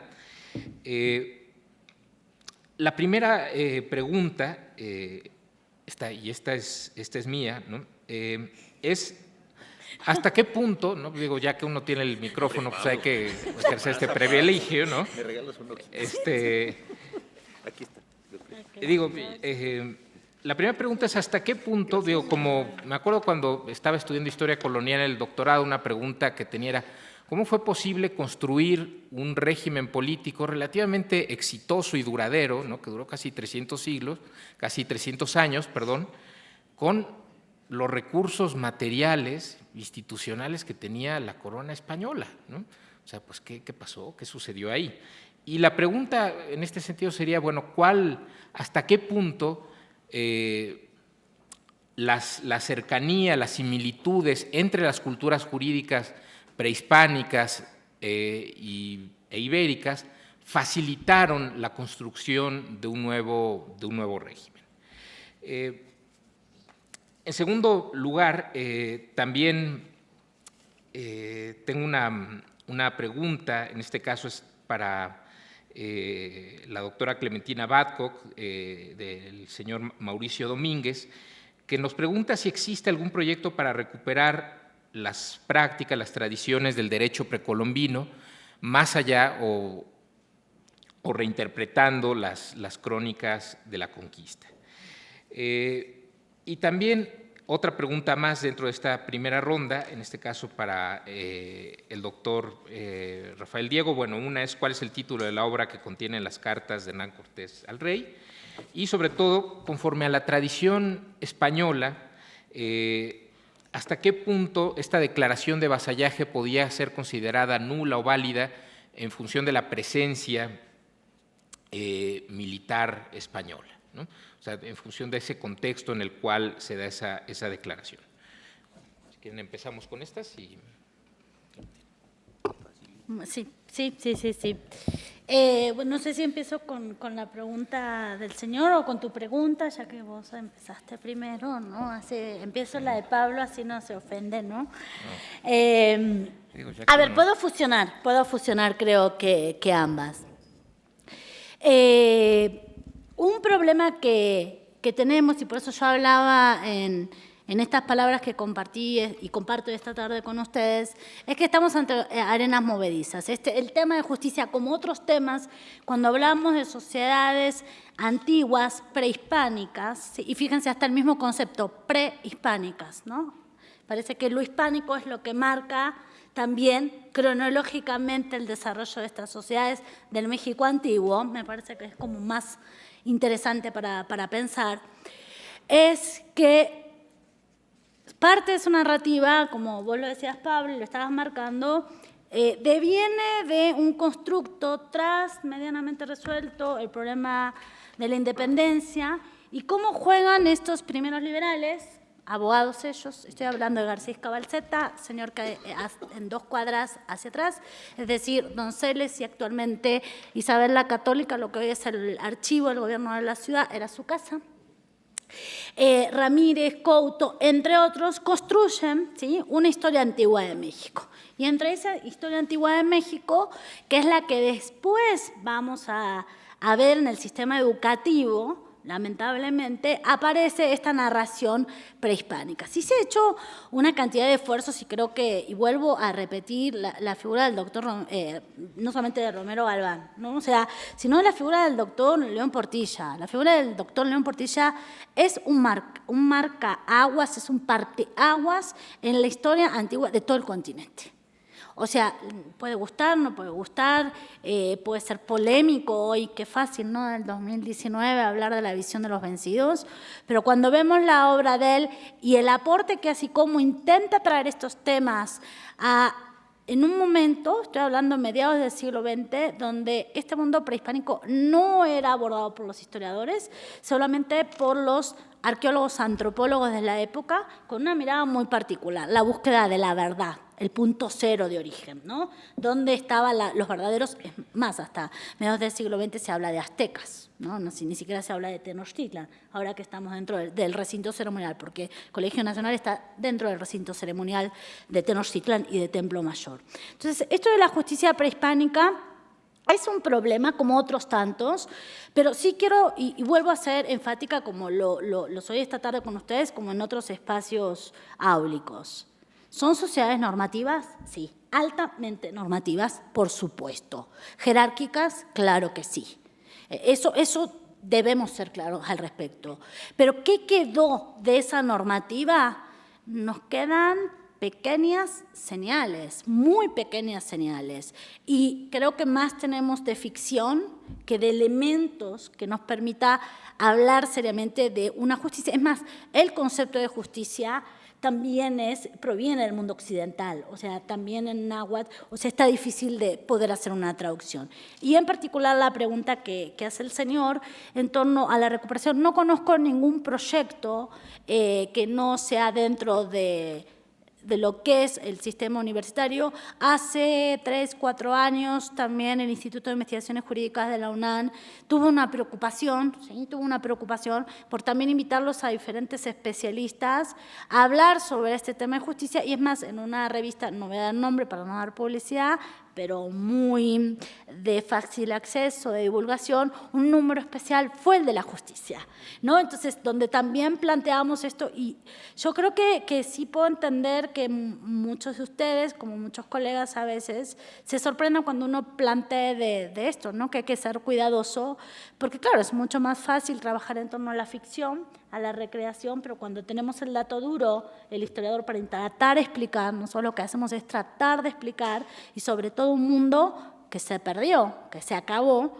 y ahí empiezan, digamos, como las tensiones o los malos entendidos. Vuelvo a decir, creo que el siglo clave para contestar a lo que me dice el señor, lo que me decís vos, Pablo, es el siglo XIX, sin lugar a dudas. Pero no solamente en México, en el resto del continente. Con la consolidación y la conformación de los Estados-nación, sabemos que una de las claves es la necesidad de construir una historia nacional que nos unifique como tal, ¿no? Entonces, ¿cómo juega esta historia prehispánica en la constitución de la mexicanidad? Ay, hablé mucho, ya lo sé. Bueno, empezando por la... ¿Sí se oye? Empezando por la de Pablo, en relación a cómo duró tanto la colonia con tan pocos recursos y elementos con los que contaba la corona española. No había ejército, eran unos cuantos burócratas repartidos en toda América, y duró 300 años con bastante éxito. Yo diría que un elemento que hay que tomar muy en cuenta es que en esa época predominaba lo que hoy conocemos como el gobierno de la justicia, a diferencia de lo que hoy prevalece, que es el gobierno de las leyes. A partir de la Revolución Francesa, digamos, el constitucionalismo, vivimos en un mundo regido por leyes. Lo que nos cuesta mucho trabajo es entender cómo en el antiguo régimen no era un mundo de leyes, era un mundo de jueces, y se organizaba todo a partir de jueces, y no había congresos que elaboraran las leyes, digamos, sino lo que había era cuerpos colegiados de jueces en su mayoría, y jueces individuales que resolvían de manera casuística cada caso. Y entonces eso hacía... nosotros pensamos mucho y tenemos unos errores, todavía hay mucho que evolucionar, digamos, en nuestro entendimiento de lo que era la época colonial.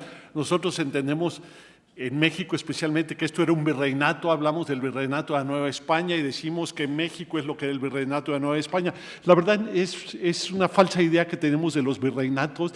Solo hubo 2 virreinatos durante mucho tiempo, varios siglos, que era el de México y el de Perú, y realmente era un virrey en la ciudad de Lima y un virrey en la Ciudad de México con un pequeño equipo de colaboradores, y hablar de virreinatos, entonces sí, la pregunta de Pablo sería imposible de responder. ¿Cómo funcionaba el Imperio Español ultramarino a partir de 2 señores asentados en las 2 ciudades? ¿Cómo dominaban todos si no tenían un ejército militar ni de burócrata? Entonces, si nosotros seguimos con esa falsa idea de que esto funcionaba a partir de virreinatos, en el siglo XVIII se crean 2 virreinatos más, como todos saben, el del nuevo reino de Granada, que es Colombia, digamos, actualmente, y el del Río de la Plata en Argentina.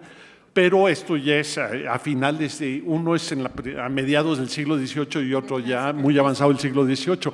Entonces, si tratamos de explicarnos el funcionamiento de América a partir de virreyes, estamos perdidos y nunca lo vamos a lograr. Y en México especialmente hemos acartonado mucho la idea de los virreyes de la Nueva España y seguimos pensando casi el virrey es lo que luego fue el presidente, la Nueva España es lo que era México, y seguimos atorados en esos absurdos.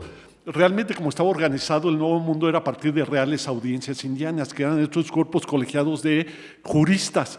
Y entonces había 14 reales audiencias en todo el continente americano, se organizaban. Estas eran las grandes jurisdicciones y a través de eso se regía el Nuevo Mundo.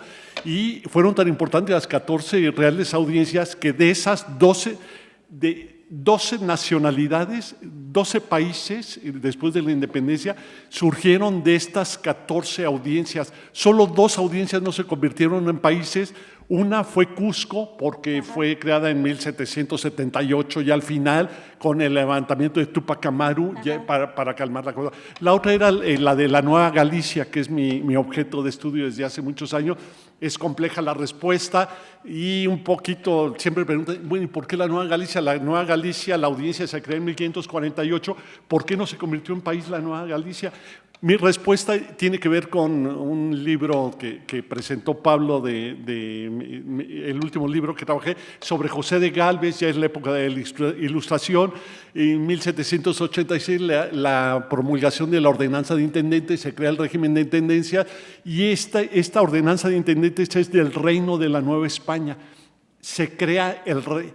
Ahí se fusionan por primera vez, se habla de reino uniendo la audiencia de México y la de Nueva Galicia, y a partir de entonces se divide en 12 intendencias que luego fueron los estados de la República. Entonces el caso de México es muy peculiar por la obra de José de Gálvez,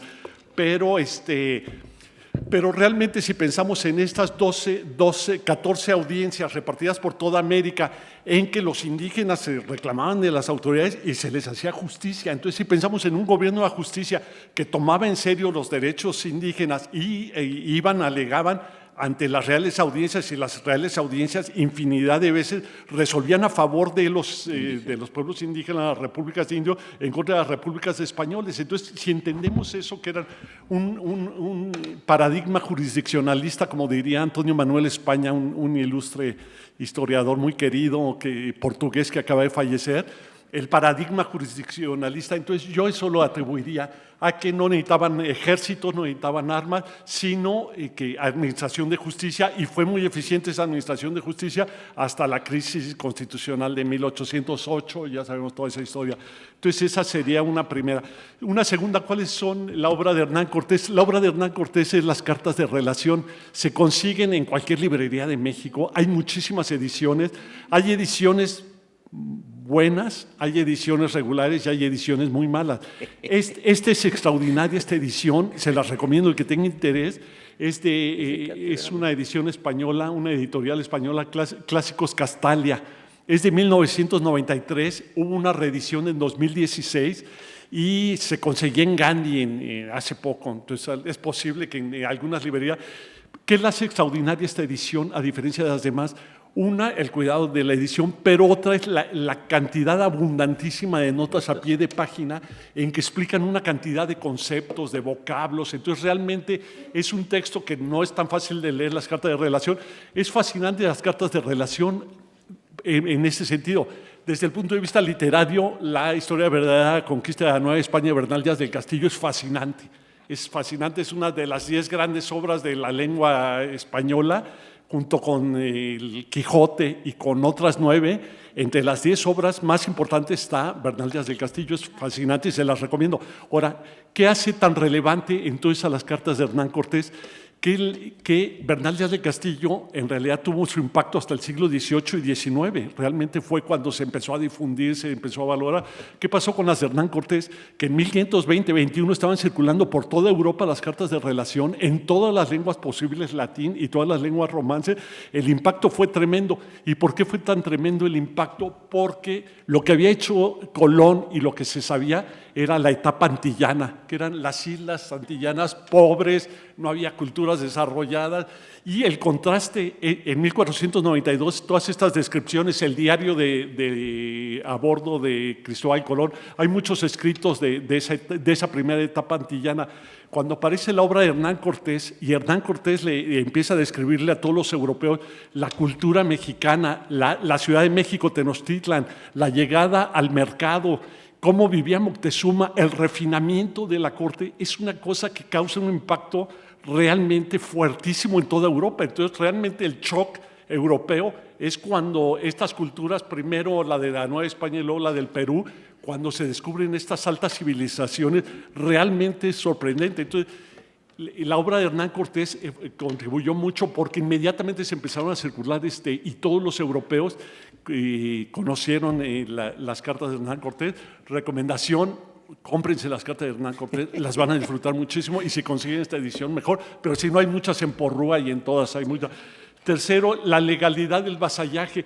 Bueno, en realidad Cortés tenía estudios de derecho, no los terminó, pero tenía nociones bastante sólidas, era muy cuidadoso, y por lo menos todos los aspectos formales para que se considerara legítimo el vasallaje, cubrió toda la legalidad posible, todas las partes formales, y por eso, ¿se acuerdan? En el párrafo que les leí, concluye diciendo que se levantó ante escribano público porque él lo solicitó. Entonces él cubrió todos los aspectos formales, con eso le dio visos de legalidad y con eso de legitimidad, y por supuesto que Carlos V y los europeos lo tomaron muy en cuenta.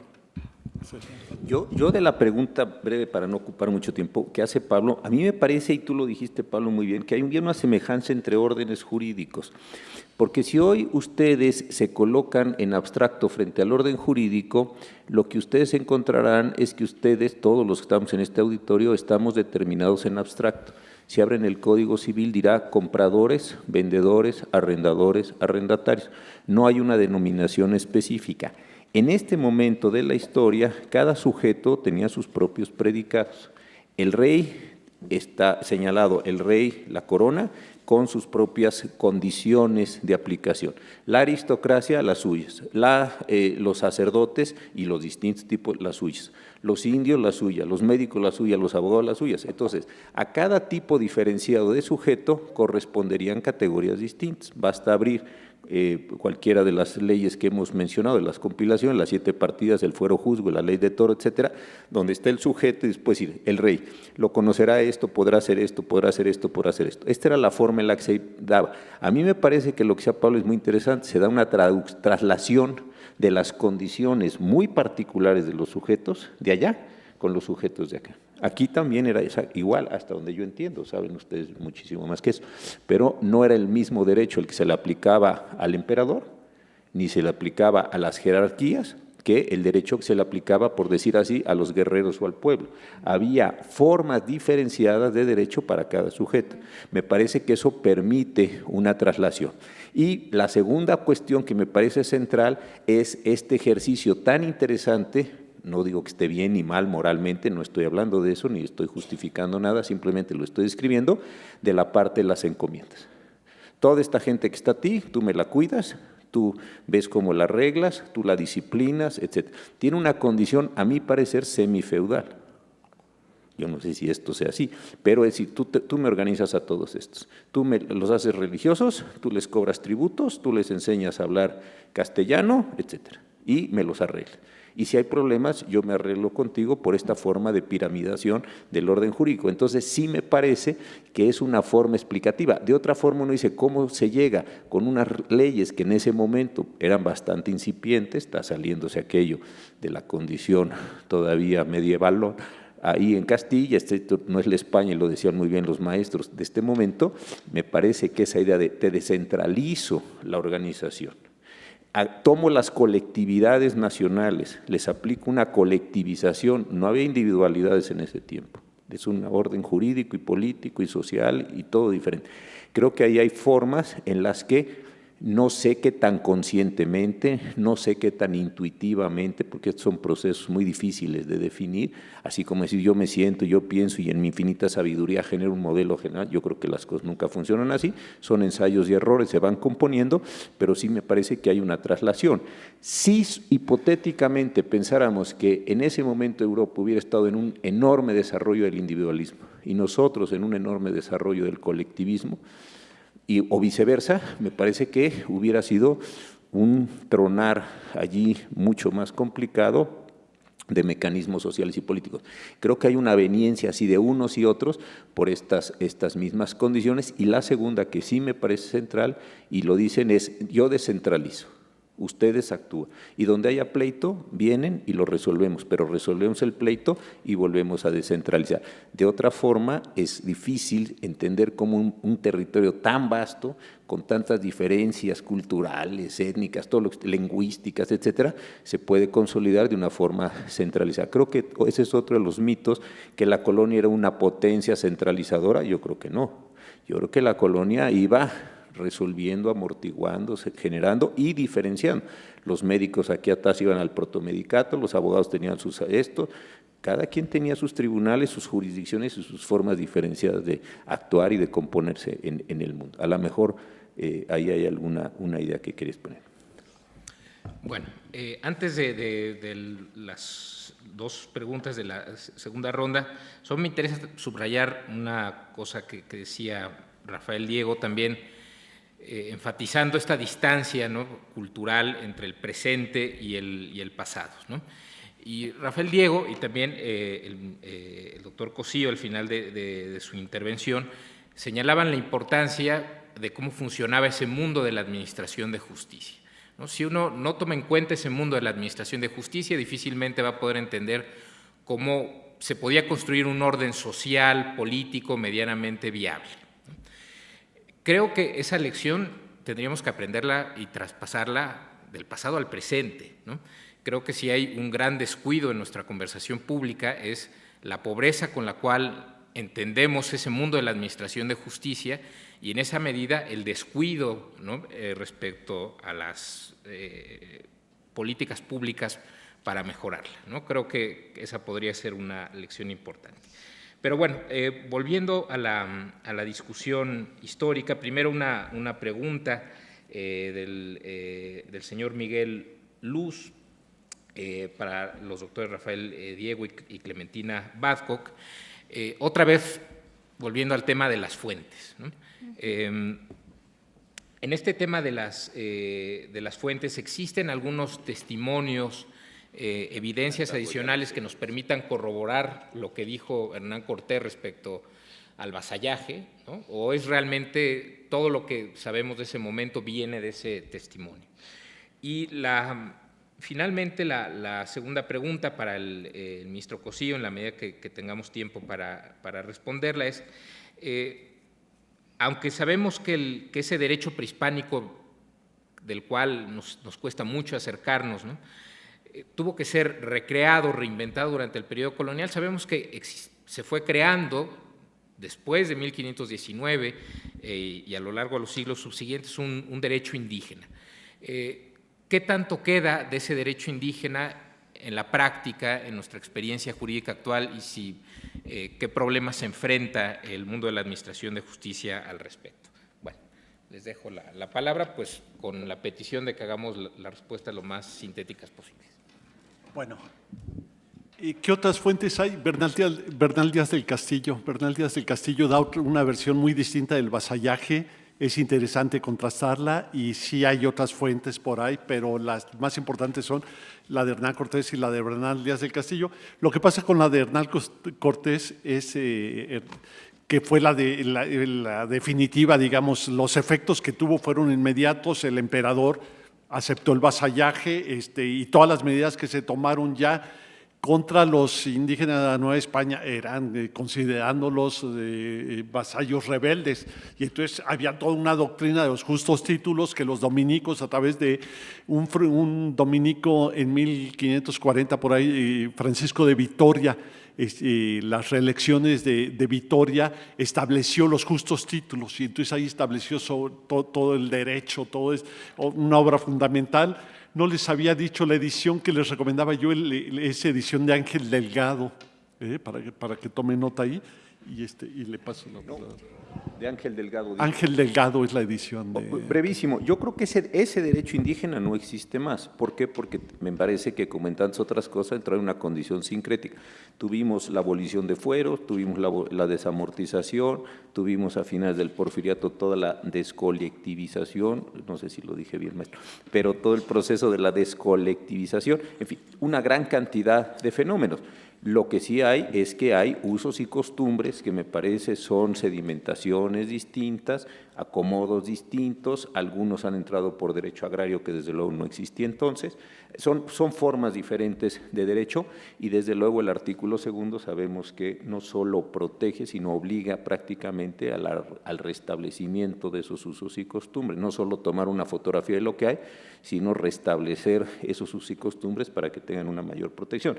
Pero lo que había, digamos, en 1519, yo creo que me atrevo a decir que queda poco por la cantidad de procesos históricos a los que han estado sometidos los pueblos y las comunidades. Ok, brevemente. A ver, yo a diferencia de Rafael, Diego, no es esa diferencia, es para complementar. Creo que las cartas de Cortés es un buen inicio, pero también hay muchos riesgos y muchos peligros, porque de las 5 cartas de Cortés, algunas no estamos muy convencidos que sean de Cortés. Lo que sí es importante, y esto lo estás poniendo énfasis vos, y digamos también para contextualizar, es que su primo segundo, nada más ni nada menos que Francisco Pizarro, lleva las relaciones de Cortés para llevar a cabo, para dar inicio a la conquista del Perú. O sea, digamos, para tener el tinte de la importancia que tuvieron. Y no solamente me quedaría con Bernal. Bernal creo que se podría leer Cortés y Bernal de manera complementaria, porque Cortés se calla de muchísimas cosas. ¿Quiénes son los compañeros de la empresa conquistadora? Porque es una empresa conquistadora. No da fechas, no da nombres, no da oficios, cosas que Bernal sí lo da.